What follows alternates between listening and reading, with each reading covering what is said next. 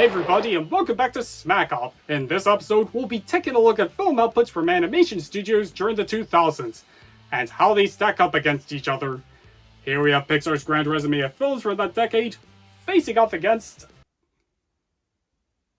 That's not even a fair fight at this point. The Disney experimental era. The Disney post-Renaissance era. Disney second dark age. The era with Chicken Little in it. As great as the Renaissance was, it was simply too good to last. As with the turn of the millennium, the studio faced some flops, both critically and financially, further exemplified with new studios like Pixar and DreamWorks hitting the stage. Disney weren't the titans of theatrical animation anymore. As a result, this era is nowadays seen as one of the most polarizing in the studio's history. And you know what that means? It's time for an overly long video about Disney's most up-in-the-air string of films that'll drive me to drink. Starting off with Fantasia 2000, the first animated film to be released on IMAX, and Disney's way of bringing in the new millennium.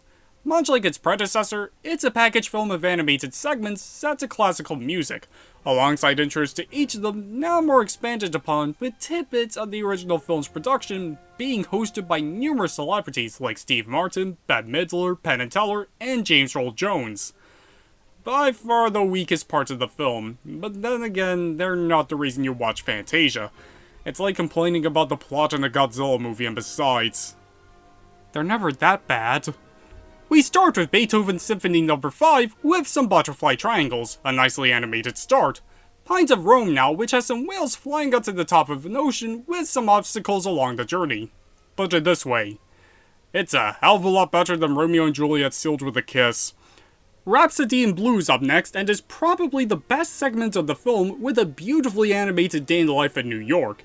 Focusing on a construction worker wanting to be a musician, an unemployed man wanting a job, a young girl wanting to spend more time with their parents, and a married man wanting more freedom in life, who all get their dreams come true by the end. The Steadfast Tin Soldier now, and just look at how good the animation is here. How was this made in 1999? Anyhow, it has a one-legged toy soldier who falls for a ballet performer before getting kicked out by an evil Jack-in-the-Box. After trekking through a sewer, ocean, and then fishmonger, he comes back to defeat the Jack-in-the-Box and get the girl. The Carnival of the Animals is now up, and it's a really fun segment of a yo-yo obsessed flamingo I wish lasted a bit longer. The Sorcerer's Apprentice from the original. Kind of a weird choice in this new film, but hey, it's one of the greatest sequences in all of animation, and you can't think of Fantasia without it. Pomp and Circumstance, a retelling of Noah's Ark with Donald and Daisy Duck as the princesses of Noah rounding up the animals on the Ark, only to be split up during the flood and be reunited at the end in a charming sequence. Man, if I had a nickel for every time Disney took a shot at Noah's Ark, I'd have 2 nickels, which isn't a lot, but weird that it's happened twice. And finally, the Firebird Suite, which has a stag encounter a sprite bringing spring to the forest, only to encounter a firebird in the volcano, who destroys the forest and even the sprite. The stag then helps out the sprite to revive the forest to its former beauty. This was a more than worthy follow-up to Walt Disney's masterpiece. Yeah, that is better, and much like it, its visual concert approach won't be for everyone. Some segments aren't as strong as others, and that there could have been another segment or two. But the segments that are worthwhile really hit it out of the ballpark, with breathtaking animation, excellent renditions of the music played, and it's quite possibly one of the most underrated films I've ever seen. It deserves more attention than it gets, and I can't sing its praises enough. Overall, it's a brilliant successor to one of the greatest movies ever made. Dinosaur now, and we start in the nesting grounds with a small predator stealing an egg from a nest after the mother got attacked by a Carnotaurus. The egg then gets thrown around the place, eventually being taken far away by a pterodactyl. This opening sequence is pretty cool, with well choreographed scenery and stellar music, but the pterodactyl loses the egg and it lands near some lemurs. We get it. You can use fancy CGI now. Though cautious at first, the lemurs then take in the baby dinosaur to raise as their own. Time passes with the dinosaur Aladar grown up, and after some fun, meteors hit nearby, with Aladar and some of the lemurs making a run for it. They lose their home, and even some lemurs.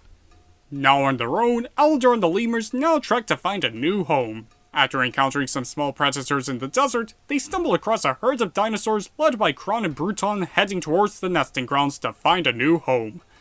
Aladar and the lemurs also meet slower dinosaurs at the end of the line to help make it through the desert, and Aladar also meets Nera, another dinosaur just like him. They make their way through the hot desert and stop for water, but there's nothing there.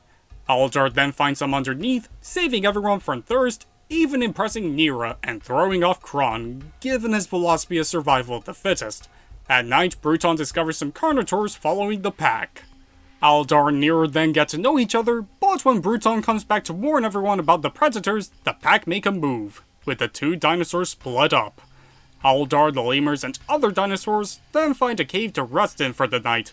Bruton soon joins them, but some Carnotaurs also pop by with the dinosaurs fighting back, with the cave crumbling down, trapping the Carnotaurs, with Bruton even taking one for the team. But one Carnotaurus makes it out. Aladar and company then trek deep into the cave, and when reaching a dead end, they break it to see the nesting grounds. But they head back to the herd to tell them about their discovery. They tell everyone about the shortcut, but Kron encourages everyone to climb up a narrow hill. I could barely climb this if this were in Tears of the Kingdom. What chance do these guys have? The herd follows Aladar's advice, but the Carnotaurus comes to attack. The herd get out of the way, whilst Aladar, Nera, and Kron take care of the Carnotaurus, and despite Kron taking a hit, Aladar and Nera defeat the Carnotaurus, who falls from a good height. Aladar, Nera, the lemurs, and the rest of the herd finally make it to the nesting grounds, where Aladar and Nera even have hatchlings together, whereas everyone lives out the rest of their peaceful days in their new home. I'm just gonna say it. I think this film was alright. The story does the job, it's got a great film score, and the animation, while it has aged in some places, still looks pretty decent today. Either way, it at least looks better than these. But one thing I'm surprised to see about this film is how hated it is among the Disney community. I can't tell you how many times I've seen this film placed dead last in overall rankings. This is really the bottom of the barrel? I can think of like 8 films that are worse. I'm not madly in love with it, but I don't think it deserves the hate it receives. But ads, it's just dinosaurs walking for an hour and a half! It beats watching the Empire State Building for 8 hours. It really isn't that different from Land Before Time, you guys. So Dinosaur, while not Disney's finest, it's leagues better than what people give it credit for. The Emperor's New Groove is up, and we start in the rain with a lonely llama, and some narration comes in to contextualize that the llama is actually a spoiled and selfish emperor named Cusco. We cut back to him living the high life with pretty much everything he could ask for, even kicking out those who throw off his groove. He then fires his advisor Yzma and her henchman Kronk for doing his work before meeting up with a peasant named Pacha. Where Cusco plans to destroy his village for a summer house and swimming pool. Wanting revenge for getting fired, Yzma and Kronk in their secret lab plan to poison Cusco. At dinner, Kronk makes his famed spinach puffs and spikes Cusco's drink. But it turns out that the poison actually turned him into a llama. Feeling kinda thirsty.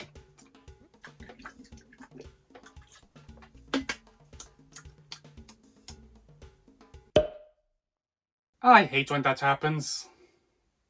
Regardless, Kronk is instructed to kill the llama, but instead throws him onto a couch with Pacha. With that, Yzma now makes herself the new emperor. Pacha heads back home to his loving family, where he discovers Cusco as a llama. He finds out and is devastated. He then begins making his way back to the palace on his own, while not listening to Pacha's warnings about the dangers of the jungle. Cusco struggles to get through, even coming across some panthers. But Pacha comes in to save him. The two start to get to know each other, with Cusco still sticking to his plans of building his pool, and then rest for the night. Back at the palace, Kronk admits to Yzma that he didn't kill Cusco, with the two now heading to the jungle to take care of him once and for all. Cusco and Pacha reach a bridge, but Pacha falls down with Cusco not helping him, only to also fall down and fight. But they then work together to go back up, with Cusco even saving Pacha, and then start heading to the palace the long way. Cusco and Pacha and Yzma and Kronk then head to a diner and get into some hijinks with each other. After falling out with Pacha, Cusco heads to Yzma and Kronk, hoping to take him back to the palace, but is heartbroken to hear that they want to kill him, leaving Cusco sad and alone in the rain right where the film started. At the llama farm, he reunites with Pacha and heads back to his home and family. Yzma and Kronk pop by with Pacha's wife and children stalling them. They then chase back to the palace, with Kuzco and Pacha heading to Yzma's lab to find the potion to make him human again. But Yzma and Kronk beat them to it, perplexing even themselves. This leads to the guards to chase them down, with the potions also turning them into different animals, and Yzma betraying Kronk, saying that she never liked his spinach puffs. You bitch! Outside, they take on Yzma, who then turns into a cat, but Kronk pops by, inadvertently defeating Yzma, with Kuzco now drinking the potion, making him human again. Kuzco is now a changed man, and ultimately moves his summer house on the mountain next to Pacha's village, with the two now friends, and Kronk even teaching kids in Yzma how to talk to squirrels. This was a really fun film. While not the most thought-provoking in the whole canon, it's by far the funniest. All the jokes pretty much landed, the voice acting brilliantly brought everyone to life, especially Eartha Kitt and Patrick Warburton as Yzma and Kronk. You could tell they had fun with this film. The animation is nicely stylized, the character development for Kuzco was great to see, and it was a miracle to see the film in its state after its notorious production hiccups as Kingdom of the Sun, after Pocahontas and Hunchback's disappointing box office performances. That likely would have been better than what we ended up getting, but still, The Emperor's New Groove was a blast. Up next is Atlantis: The Lost Empire, and it kicks off thousands of years ago where a huge tidal wave is heading towards Atlantis to destroy it. Whilst everyone evacuates, the Queen uses the power of her crystal to create a dome, keeping everyone inside safe from the tsunami, and proceeds to hide Atlantis underground. It's now 1914 in America, where we see a boiler boy in a university named Milo excited to present his studies of the lost city of Atlantis to some university lecturers. They naturally run away, with them effectively telling Milo to get a life. You're not alone, Milo. I've come up with so many theories surrounding Animal Crossing. When at his apartment, he comes across a woman who takes him to a friend of his grandfather, Preston Whitmore. He passes down a book to Milo that contains his grandfather's knowledge of the lost city. With that, Whitmore funds an expedition to find Atlantis just for him. They make it to the submarine and meets the leader Rourke alongside a wide cast of explorers. They then dive down to the ocean, with Milo using the book to lead the expedition. They then disperse into smaller ships when encountering and fending off a giant Atlantean fish. They mourn their lost men before heading deep underground to find the city, whilst we see the crew in action with their unique skills and traits, alongside mysterious figures following them throughout. When resting after a bridge falls down, Milo gets more acquainted with the crew and their aspirations for what to do with their parts of the money. Great to see more development with these characters to make them more memorable. Milo then stumbles across some fireflies, with the emphasis on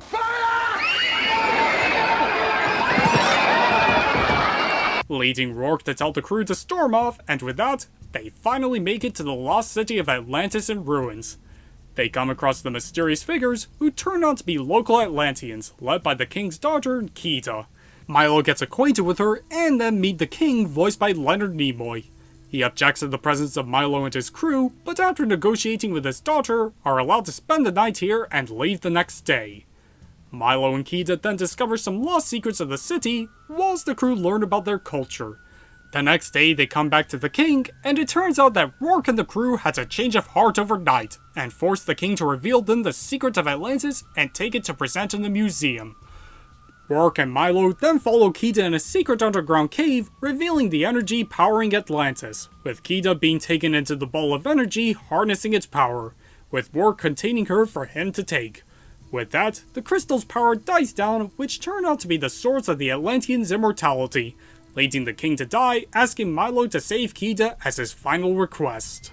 Milo then heads out to do so, even convincing his crew to side with him to do the right thing. They follow Rourke on Atlantean vehicles as he heads up to the ground. Milo gets Kita out, but Rourke gets a hold of her power, becoming a monster. They then defeat him, but lava comes down, with everyone barely escaping and returning to Atlantis, where Kita uses the power of the crystals to create a dome over the city, saving everyone inside from the lava. As the lava breaks, the city suddenly returns to its former glory. The crewmates return home to vast riches in exchange for keeping their knowledge of Atlantis secret, whilst Milo stays with Kita to rebuild the Lost Empire. This was good. The world building is phenomenal, great mysteries, the journey was exciting throughout, work made for an effective twist villain, the Atlanteans speaking a different language was a really nice touch making the Lost City feel that more lived in, and it has one of the best character lineups in any Disney movie. I am not exaggerating. Though some scenes can drag on for a bit, and that the crewmate's betrayal on Milo felt kind of unnecessary with how quickly they side with him. But I can absolutely see as to why it's an underappreciated gem. Disney, give this one another shot. It now has an audience, there's so much untapped potential here with its worlds and characters. Make an expanded follow-up Disney Plus series, the fans will love it. Just don't scrap it and turn the finished episode into a half-assed movie like last time. Lilo and Stitch is up, and in space, a scientist named Dr. Jumba is being charged by the United Galactic Federation for creating a deadly alien known as Experiment 626. He's sentenced to prison, as Experiment 626 is sent to be exterminated. But he escapes and steals a spaceship going into hyperspace heading to Earth. Down there in Hawaii, we see a young girl named Lilo who's late for a hula lesson. She causes some trouble with her friends, and even her older sister Nani who raises her. A social worker named Bubbles pops by to warn Nani that he'll take in Lilo in a couple of days' time if she doesn't properly look after her younger sister. In space, Jumba is now given the chance by the Grand Councilwoman to head down to Earth to capture Experiment 626 with help from Agent Pleakley, an expert on Earth. Then can you please explain to me what the hell the Nintendo 64 controller was? Back on Earth, Lilo and Nani make up, and we learn that Lilo wants to have a friend, and coincidentally, we see Experiment 626 land nearby and get ran over by a truck. The next day, the sisters go to a pet shop, where we also see Experiment 626, who adapts to be more dog-like. Lilo then comes across him, and she decides to pick him up, throwing off everyone, but Lilo insists on keeping him, naming him Stitch, whilst Jumba and Pleakley land nearby attempting to take him in. After Stitch causes some trouble with Lilo's friends and getting too much influence from an old creature feature, Lilo tries to tame Stitch, whilst Jumba and Pleakley try to capture him with little success for both. At night in a restaurant, Lilo further fails to make Stitch behave, who causes ruckus with Jumba and Pleakley, leading Nani to be fired from her job there as a waitress, and also see a waiter named David, who wants to date Nani. They head home as they try to make Stitch accustomed to his new home, and in Lilo's room, destroys a toy city fulfilling his objective of destruction, leaving him directionless. Lilo then teaches them about the phrase Ohana meaning family, the ugly duckling, and King of Rock Elvis. In the morning, Bubbles pops by again, hearing that Nani lost her job, further warning her about taking in Lilo. As Nani tries job hunting, Lilo and Stitch cause mishap trying to learn about Elvis, leaving Nani jobless. But David suggests surfing to cheer them up. They alongside Stitch have a blast, despite his weakness against water, with Jumba and Pleakley trying to catch Stitch after getting a warning from the Grand Councilwoman. They do so, but David comes in to rescue Stitch. Bubbles pops by telling Nani that he'll pick up Lilo away from her the next day. The sisters spend final bits of time together, and Stitch learns about their past where Nani took responsibility of Lilo after their parents were killed in a car incident. Massive props to Nani for raising her after such an event. Stitch then runs off trying to find his own family after reading The Ugly Duckling, only to encounter Jumba and Pleakley. The next day, David tells Nani about a new job opportunity as Stitch takes on the aliens in the sisters' house. Up in space, the Grand Councilwoman sends Captain Gontu to Earth to retrieve Stitch. Nani gets the job, but comes home to see the mess. Lilo is then angry at Stitch for destroying her home, who then get captured by Gontu with Stitch escaping. After Stitch learning the purpose of family Lilo taught him, he, Nani, and the aliens then followed the ship to save Lilo all across Hawaii in an exciting chase sequence with Stitch coming in to save Lilo. The Grand Councilwoman comes down to take in Stitch, but Lilo shows her a pet certificate telling her that she owns Stitch, and instead lets her keep him and have Jumba and Pleakley exiled to Earth with help from Bubbles. And the sisters, Stitch, the aliens, and even David all live a good life together since. I really like this one. Stitch himself has great appeal being badass and adorable at the same time. The sisters' dynamic was down to earth and very compelling to see. It has some really exciting action sequences, and it has some great heart and charm to it all. I never saw this film as a kid. I was familiar with him, don't get me wrong, but I would have loved this film as much as I do now, and I perfectly understand why it's so popular. It's honestly rivaling the best of the Renaissance, and I'll be stunned if this doesn't make the top 10 of the whole canon at the end of this. So yeah, Lilo and Stitch is so damn good, you guys! Next is Treasure Planet, a futuristic take on Treasure Island. Far into the future, we see a young boy named Jim, who's obsessed with the stories of the feared pirate Captain Flint, and the legendary Treasure Planet where he keeps his, well, treasure. 12 years later, Jim is now causing ruckus surfing through private property. He gets caught by the police and is taken back to his mother's inn, who tells him to change his ways for a better future. We also see an astrologist named Delbert, a regular who supports Jim's mother. Outside, a spaceship crash lands with an alien holding an artifact telling Jim to keep it safe and warns him about a cyborg with his dying breath. The cyborg and his crew just conveniently drop by destroying the inn, with Jim, his mother, and Delbert narrowly escaping. At Delbert's place, they discovered that the artifact is actually a map to Treasure Planet. Jim and Delbert then decide to go out to a spaceport, heading to work on a ship led by Captain Amelia and her first mate, Mr. Arrow. Jim and Delbert show her the artifact, keeping the route to Treasure Planet as their secret. Amelia sends Jim to work at the brig and meets a cyborg named Captain Long John Silver and his pet Morph, making Jim suspicious, thinking that he's the cyborg who destroyed the inn earlier. This then makes John Silver tell his pirate crew on the ship to keep an eye on him. The ship then sails into outer space, with Jim taking in the surroundings. I have to say, this blend of 2D and 3D animation looks stunning, even after over 20 years. Nothing looks out of place here. This is hybrid animation done perfectly. Jim further makes rough impressions with the crewmates, particularly with a spider-like alien named Scroop. But he then spends time with John Silver and start to bond with each other, whilst we also see flashbacks of Jim's father leaving his family. As John Silver worries that he's gone soft, the ship reaches a black hole. Jim tightens up all the life support ropes to keep everyone on the ship, while Scroop cuts Mr. Arrow's harness being sucked into the black hole. The crew mourn Mr. Arrow as Jim beats himself up for not tightening his rope, and John Silver comes to comfort him. The next day, after playing around with Morph, Jim learns the truth about John Silver, making him feel betrayed and then run from him. Just as the ship reaches Treasure Planet, John Silver and his pirate crew declare mutiny, with Jim, Delbert, and Captain Amelia narrowly escaping with the artifact map onto the planet. But it turns out that John Silver has the artifact, with Jim having Morph. Amelia is injured from the crash landing, with Delbert looking after her, and the two are now falling for each other. Man, if those two could hook up, then so could a deer and cat! Jim traverses the planet as he discovers an abandoned robot named Ben, who knows some stuff about Treasure Planet, but doesn't exactly have full knowledge of it with his brain taken out. Jim, Delbert, and Amelia find a place to rest for the night and come across John Silver and the pirates. Jim at night alongside Ben sneak onto the ship to retrieve the map, only to encounter Scroop guarding it. Ben gets into some hijinks with the ship's wires, helping Jim escape from Scroop, who floats away like a balloon. As they head back, they get captured by John Silver and the pirates, who then take them all hostage and follow the map.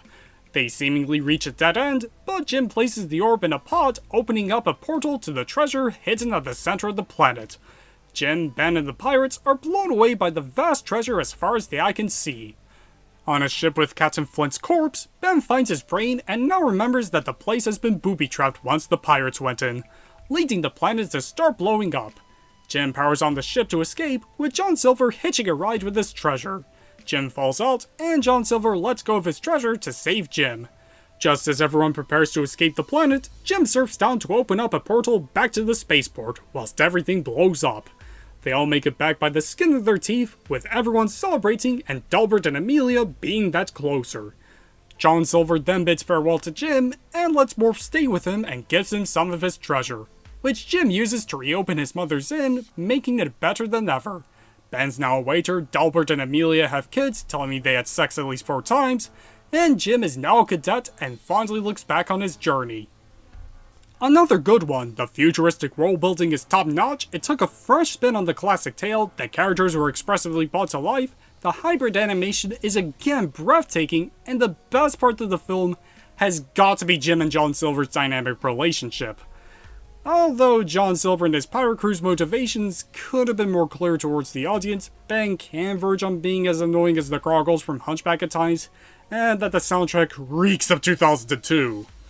When I first watched this a few years ago, I thought it would be great in live action, but when looking back, I think it's perfect the way it is, an ambitious, great-looking sci-fi adventure with plenty of heart. Brother Bear now, and in contrast to the last film, it takes place thousands of years ago before today, where we see an old man with his tribe, and then a shaman woman with spirits up on a mountain.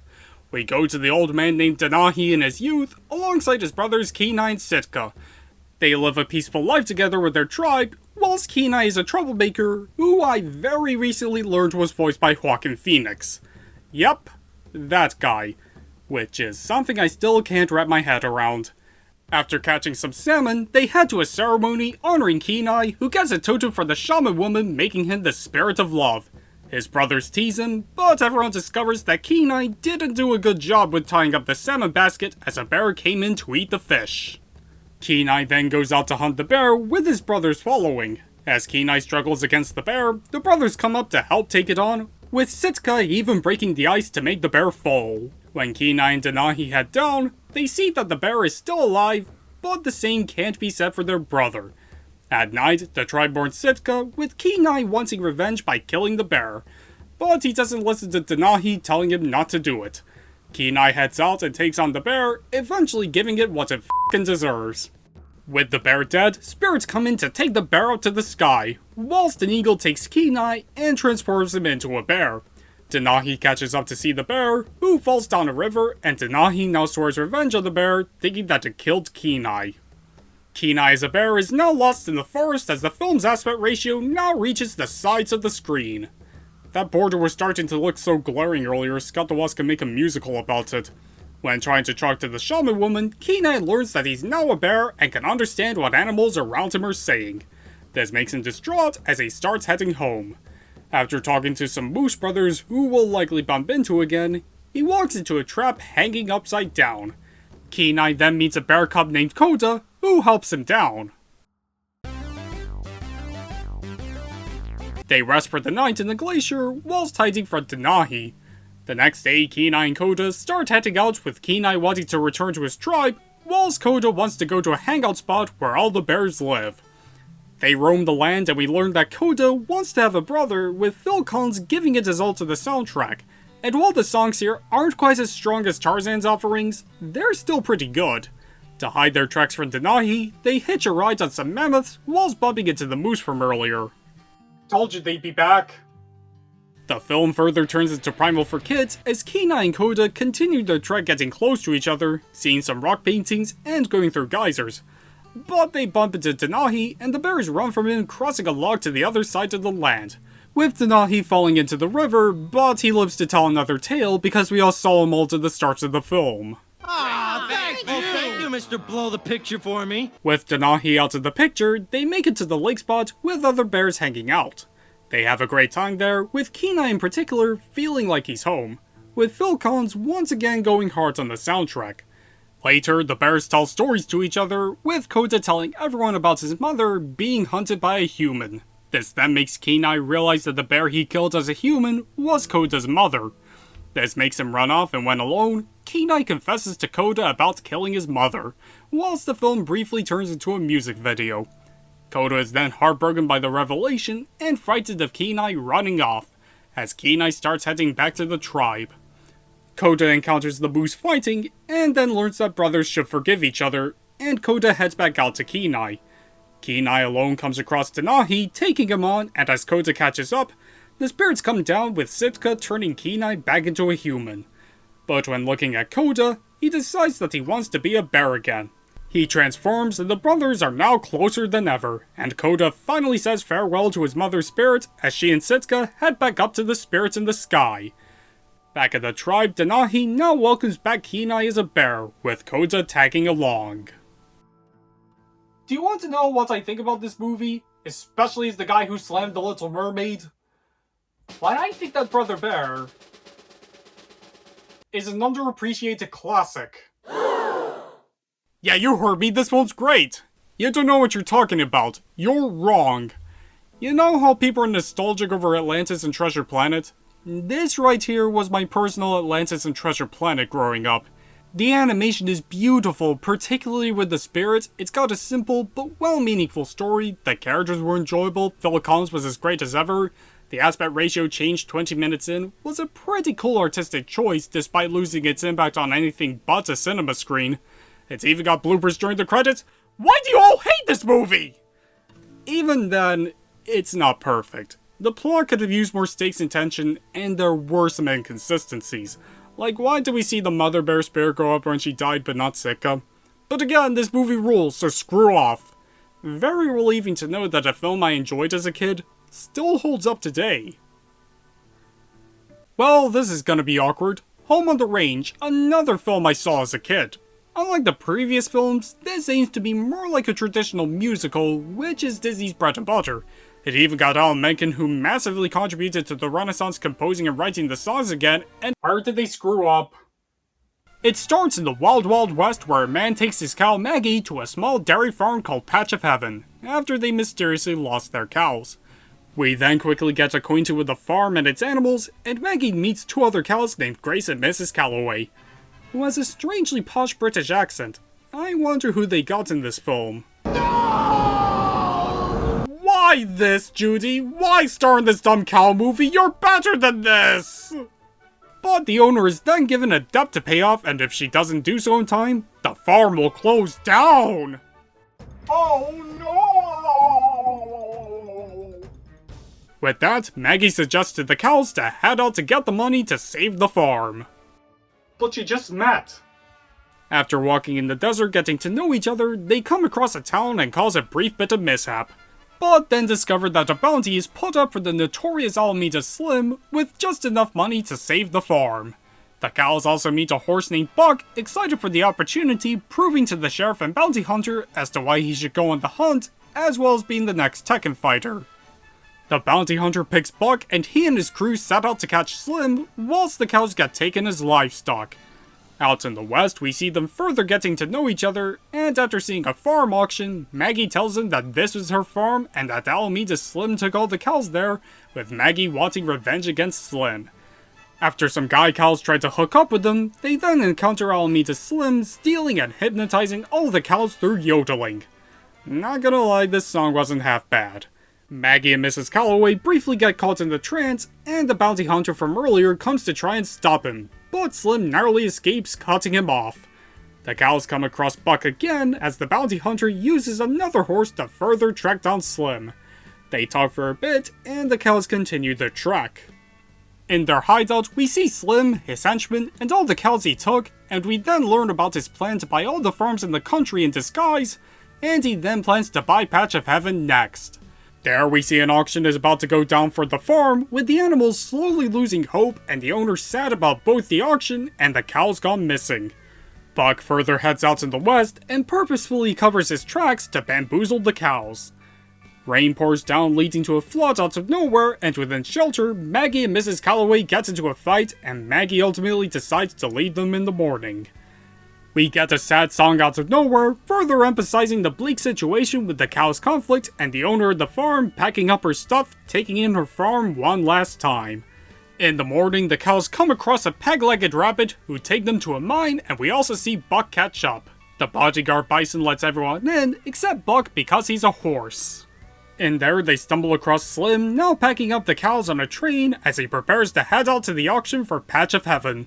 The film turns into Donkey Kong Country with a minecart chase sequence leading to some Scooby-Doo shenanigans. We also see Buck catch up as the cows are loaded into the train and learn that the bounty hunter was working for Slim the whole time. Why don't I care?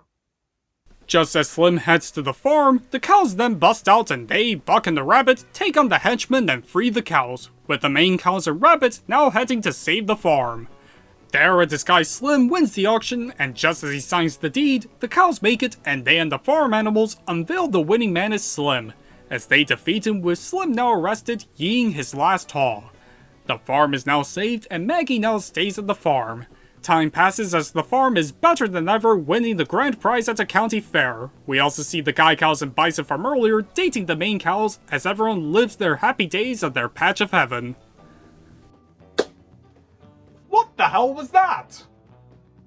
Sure, the villain was okay, it had like 2 songs going for it. And at least it's not the worst thing Judi Dench starred in. The plot felt generic, the characters never really feel developed with each other since one of the cows literally just met the others.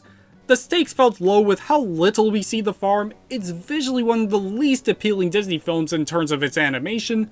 Making Mrs. Costanza's chicken character unfunny is an accomplishment in itself, and the soundtrack and songs mostly felt forgettable. I think you could tell Alan Menken didn't want to work on this movie. Oh, come on, Alan! Treasure Planet just crashed at the box office and Atlantis is about 10 years away for getting the recognition it deserves. Do I have to? Yes.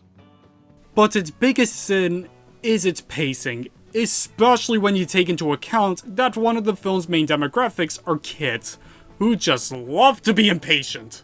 Resulting in the story feeling more stretched out than it should be, with the characters just talking for most parts. It feels like I'm watching a Family Guy episode half the time. Hell, I'm convinced 2001: A Space Odyssey had better pacing than this. And it honestly makes me question why I even liked it as a kid. It really pains me to say this, Home on the Range. But you suck! Hopefully Disney should get back on their feet after this flop. Dear God, go back. After how Home on the Range effectively killed interest in theatrical 2D animation alongside the rise of CGI, it was now time for Walt Disney Animation Studios to take a shot at 3D. While Dinosaur uses technology with real-life backdrops, Chicken Little is their first full-length 3D film, and hot damn can you tell. And 28 seconds in, the film's already dead on arrival. We get a narrator trying to creatively open the film without making cliche tropes, telling us that this ain't your grandpa's Disney movie. It doesn't make me laugh, it makes me want to shoot whoever came up with it. You want to know what watching Chicken Little is like? Very simple. It's Shrek, but not good. We cut to Chicken Little alerting the town that the sky is falling, causing chaos throughout. Can you imagine causing such madness after a dumb rumor? Hey everyone, the Switch successor just got revealed! I was not anticipating that. While he thinks that a hexagon-shaped piece fell down on him, everyone and his father Buck think that an acorn dropped on him. A year later, a movie is being made of the incident, whilst everyone and everything around him acts like complete jerks, with Chicken Little struggling to go to school. We then see his classmates, particularly his friends, run to the ledger, Abby, and fish out of water, with their teacher having another oddly posh British accent. I wonder who they somehow managed to get to voice this character. Chicken Little finally catches up with this class, now playing dodgeball, where Foxy Loxy, who has the same voice actor as Princess Caroline for some reason, throws a dodgeball to make Chicken Little soar up, making him inadvertently pull the fire alarm. This makes the school call Buck, telling him to make his son more behaved, whereas Chicken Little gets inspiration to be a baseball player for the school, just like his father did. Chicken Little at home then makes a wish on a shooting star to make his dream come true. Get it? Like When You Wish Upon a Star, Disney's unofficial theme tune? He signs up, and despite being put dead last to play on his team, he constantly trains with help from his friends. The big day arrives as when the team is about to win the game, Chicken Little is called out to bat, with everyone naturally being distraught about it. While his coach advises him to bowl, Chicken Little bats with him just barely making it back home, winning the game.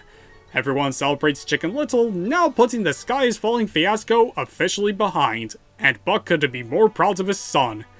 At night, the semi-invisible hexagonal piece finally lands in his room, and afraid of being ridiculed by his dad, he instead calls up his friends.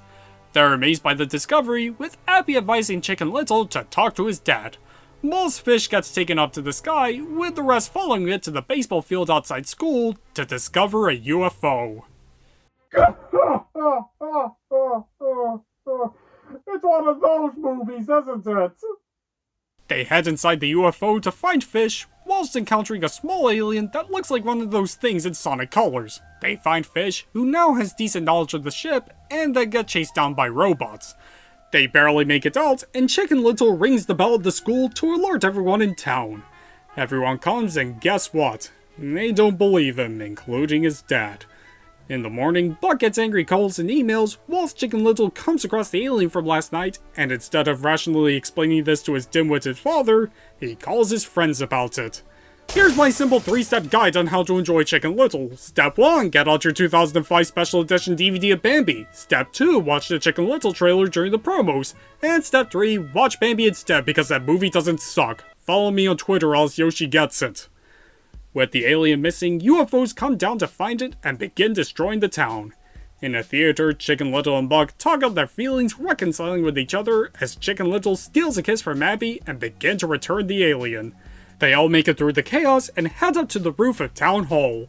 They make it up and get abducted by the UFO. Inside, they discover that the aliens turn out to be the little one's parents wanting to pick it up. They clear things out and everything returns to normal, except for Foxy Loxy, now being more peppy than brutish, hooking up with Runt. The aliens leave sparing Earth, and it turns out that the hexagonal piece from earlier was a broken part of the main UFO. The Chicken Little movie releases in vein of a sci-fi adventure, with the titular role being voiced by Adam West for some reason. Yeah, that's exactly how it happened. Everyone loves the film, now hailing Chicken Little, and it all ends with a dance party of everyone singing Don't Go Breaking My Heart for some reason. You'll never be as good as KK and Isabel singing it, give up. God, why did I like this film as a kid? The plot is unbelievably idiotic, the animation looks atrocious for 2005, not helped by the ugly character designs. It at times feels like I'm watching Joker given how hateable the characters can get, with Buck making me want to go to KFC despite my gluten allergy. The humor falls so flat it's borderline dead, it's never explained how Chicken Little holds his glasses without ears. And of all the things to add to this mundane world, why aliens? I could expect this from B-grade animation studios, and even DreamWorks. But never Disney! Like, how is this from the same studio that made The Lion King and Hunchback of Notre Dame a decade ago? Even Shrek, despite being a crude revenge piece towards the company, felt more like a Disney movie than this. Hell, that South Park movie felt more like a Disney movie. Which leaves me that more puzzled as to how hated Dinosaur is. It's not great by any means, but my god, it's Citizen Kane compared to this! With that, it is now hailed as one of the worst films Disney has ever put out, and when looking back, I don't disagree. Now, weirdly enough, here in the UK, Dinosaur isn't listed as part of the canon, but for some reason, The Wild from 2006 is after Chicken Little. Yes, the photorealistic Madagascar ripoff nobody in their right mind gives a damn about. And you say it's part of the animated canon despite the fact it wasn't made by Walt Disney Animation Studios. And when watching Once Upon a Studio, I see no giraffe. Given that this video is already excruciatingly long, I'll hold off from lambasting this film for now, so consider yourself lucky, The Wild, as I'll go and meet the Robinsons instead. Which marks the first time we see the Steamboat Willie Walt Disney Animation Studios logo we still see today, likely to differentiate themselves from Pixar, which they recently bought at the time. It begins with a mother dropping off a baby at an orphanage one night, with the carer taking him in. 12 years later, we see the boy Louis, now obsessed with making inventions, whilst his tired roommate Goob wants to be a baseball player. And he fails to make decent impressions with adopting parents, and his inventions constantly going haywire there and even at school. The science fair is coming up, and Louis is now wanting to see what his mother looked like when she dropped him off. With that, he invents a machine that shows you what happened on a certain day in the past. He spends all day and night inventing it, whilst keeping Goob up. The big day arrives as Louis comes across a boy named Wilbur, warning him about a mysterious bowler hat guy, who happens to also be around. He uses the bowler hats he calls Doris to sabotage Louis's invention, causing ruckus, leading Louis to storm off, with Wilbur following him as the bowler hat guy takes Louis's invention. Back at the orphanage, Louis stumbles across Wilbur again, telling him to not give up inventing, before taking him to a time machine, breaking Louis 30 years into the future. Louis asks Wilbur to go to the day his mother dropped him, leading to a fight crashing one of only 2 time machines, with the other being stolen by the bowler hat guy. They make it to Wilbur's home and ask Louis to fix the time machine. He also meets a robot butler named Carl. Wilbur then instructs Louis to stay in the garage and hide his identity as he heads out to find pieces. Louis accidentally falls in a tube and meets an old man taking him around the house, introducing him to all the family members of the Robinsons, including Wilbur's mother, a bunch of Jetson rejects, a dog, Hammerhead! Oh no! Pussycat puss! Batman! and even a man and his puppet wife, alongside their son and daughter. How does that even work? Wilbur then finds Louis and further encourages him to repair the time machine after showing him what his future of inventing will look like. But the time machine still doesn't work. Back in the present, the bowler hat guy heads to a company to pitch Louis's memory invention for the science fair. He fails his only chance to do so and heads towards the orphanage where he meets Goob, who just lost the baseball game and advises him not to forget it. He then goes in the stolen time machine back to the future, where the family and Louis have dinner, with entertainment provided by some singing frogs. There, Louis is taught by everyone to keep moving forward with his inventions. Just outside, the bowler hat guy uses doors to possess one of the frogs to get a hold of Louis, like Mario Odyssey. It backfires with the frogs taking care of the hat. The bowler hat guy then possesses a T-Rex to get Louis, but the Robinsons fight back and then invite Louis to be a part of the family. But Wilbur reveals to everyone who Louis truly is, shocking everyone with Louis feeling betrayed. He then hitches a ride with the bowler hat guy to his old orphanage, where it turns out that the bowler hat guy was actually Goob. After Louis's invention kept Goob awake 30 years ago, he fell asleep during the Little League game, making his team lose, and he wouldn't shut up about it ever since. Whilst Louis would grow up to be a successful inventor and start up the Robinson family, Goob would stay in the orphanage even after it closed, and one day meet a hat named Doris, who happened to be a rejected invention from Louis, and planned to ruin Louis's life as revenge by stealing the other time machine from the garage Wilbur forgot to lock. Man, this is the kind of backstory you'd hear Dr. Doofenshmirtz explain. Goob then forces Louis to explain his invention, and goes back 30 years to pitch it with that in mind. But it turns out that Doris was using Goob the entire time, as the future is now turned dark with the hat ruling and enslaving everyone. All hail the Great Hat! Louis declares that he'll never invent Doris, causing it to be destroyed and erased from time and space. I don't think that's how it works. With that, everything goes back to normal, and Louis then finally meets his older self coming home, Cornelius, and he shows him all of his inventions and encourages his younger self to keep moving forward. Wilbur then uses the repair time machine to take Louis back to the present, but Wilbur takes him to the day Louis was dropped off at the orphanage. Louis almost takes a look at his mother, but ultimately decides not to. Louis then returns to the present and heads back to the science fair, whilst waking up Goob at the baseball game, helping him win on the way. Louis gets another chance to show off his invention, with the teacher using it to see her wedding day. Everyone is impressed, and Louis then meets a girl who would later be his wife, and the invention even gets coverage from the news. Louis now calls himself Cornelius, and the teachers then adopt him. Cornelius finally leaves the orphanage, and the family now have a new home as Louis begins brainstorming his future, and we close off with a quote from Walt Disney himself to keep moving forward. Another good one, the future shown off was incredibly creative, the characters were varied and appealing, Goob and Doris made for fun villains, there were decent twists and turns that nicely come together at the end, and the CGI here is a massive step up from Chicken Little. While it's not perfect by any stretch, it's at least in the right direction for the studio.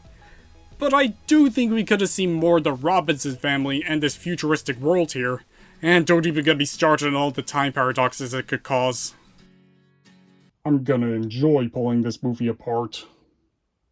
Not the all-time best film Disney has put out, but it's still a very fun time travel adventure nonetheless. Finally, Bolt. This one's pretty interesting, as its placements in certain eras are a bit over the place. Some say it's still part of this weird era for Disney, whilst others say it's a classic that started the revival era before The Princess and the Frog did. Is this film really that good in starting a new golden age for the company after constant box office busts and being outdone by Pixar? It's in this video, so what do you think? It begins in a pet shop where a young girl named Penny gets a puppy. 5 years later, they're now the stars of a new hit action TV show named after the dog Bolt, which has him with superpowers taking on a pretty generic villain. Behind the scenes, Bolt believes that he has said powers and is now voiced by John Travolta when no humans are around. Oh, for crying out loud. It's one of those movies, isn't it? Some cats from the show come to taunt him, and Penny then asks her agent to spend time with Bolt over the weekend, but decides against it to continue shooting the show. When filming a cliffhanger with Penny being caught by the bad guy, the two are now separated with Bolt trying to save her, only to fall in a box and be sent to New York, far away from Hollywood. It gets worse, doesn't it? He talks to some pigeons while still thinking that he has superpowers, who then taken to an alley cat named Mittens.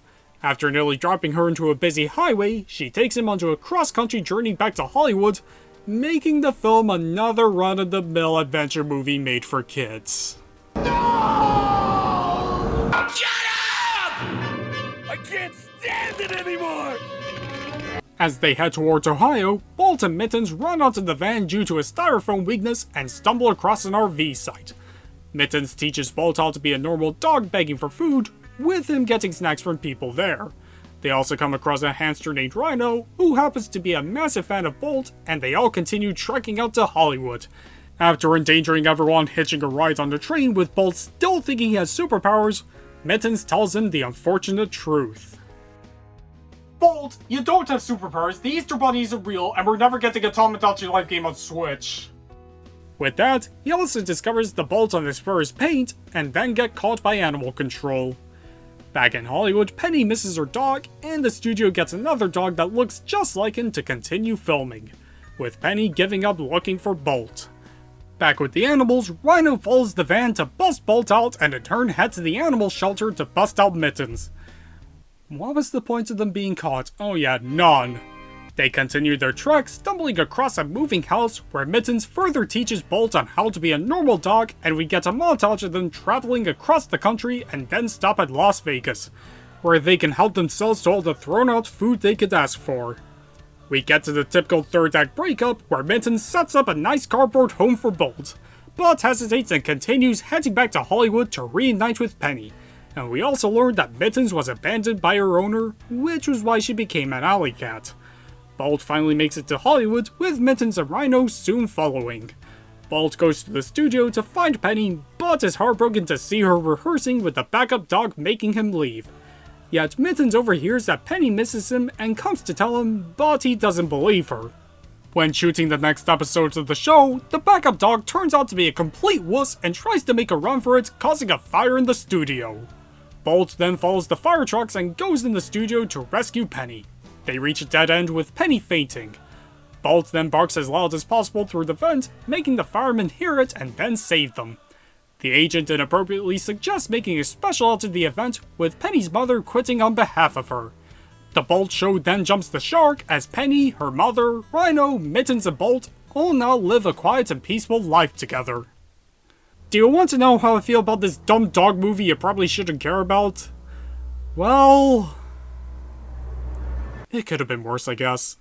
I'll give Bolt this. The action sequence near the start was pretty exciting, the emotional climax with Bolt saving Penny was effective, I guess, and Bolt thinking that he has superpowers outside the show was cute. For about 5 minutes. It had a very cookie-cutter plot, the characters weren't great, we don't spend enough time with Penny, let alone with Bolt to give the plot urgency for either character. The film itself overall is a worse version of the first 3 Toy Story movies. Can you tell I don't have any strong opinions on this film? I might argue that you're better off with something like Secret Life of Pets. At least that didn't try to be anything groundbreaking. So Bolt is by far one of the Disney movies of all time. Like, come on. It's not that good. And that was the experimental era, an interesting part of Disney's history, and to be honest, I don't think it's as bad as people claim it to be. They tried out new things to some success, some of the films can honestly rival the Renaissance in terms of quality, and most of them just needed time to get the recognition they deserve, like all great works of art. But that doesn't mean we got some stinkers during this time. We absolutely did. And because of that, and this being the era that followed up from the Renaissance, as well as them getting their ass handed by Pixar during this time period, a part of me can see as to why this is the studio's most polarizing era. But don't let the bad press fool you, we still got some good stuff here, and the truly great ones more than make up for the bad. But hey, at least we got another great era to look forward to with the revival era. This is starting to become a pattern, isn't it? If I had to rank all 11 films from worst to best, it would be Chicken Little, Home on the Range, Bolt, Dinosaur, Meet the Robinsons, Atlantis the Lost Empire, Treasure Planet, Brother Bear, The Emperor's New Groove, Fantasia 2000, and Lilo and Stitch. Have you seen any of these films, and if you did, what'd you think of them? Let me know down below, and like always, thanks for watching.